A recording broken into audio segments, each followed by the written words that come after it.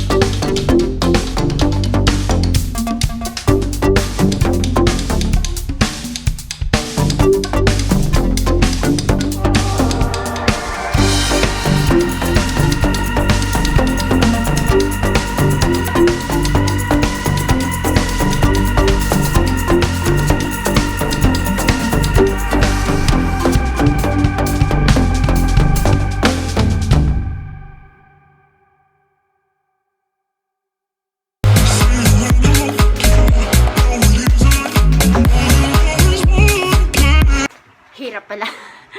10 counts. Another 10. So, 20 counts lang. Ayan. But it's a good warm-up for every morning so that masanay yung katawan natin sa pag-jump, pag-walk, and it's like running. So, I'll do it on a daily basis. And let's do by tomorrow if ma-increase yung 20 counts. Okay? So, after that, let's go and have my breakfast. Wait.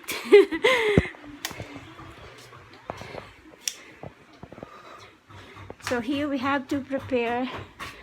We're gonna prepare this oatmeal. We're gonna cook oatmeal. So, yeah, for the oatmeal, you have to cook there oatmeal, and then just put some with the banana, and then put a little vanilla para mas masarap siya. I'm using McCormick vanilla. And then after that, what else? You can add some grapes or oranges. You can try to add this. Yan. So you can have it add some oranges, or if you want, you can add also some chocolates, or parang Nutella. Ayan. And then what else? Ano pa ba pwede mong i-add? Wala na. So yun. So healthy breakfast after exercise. So you have, and that's it. Bye. I hope you enjoy my vlog today. And again, I have our early Christmas tree. Okay, bye. Happy watching. Thank you for watching this.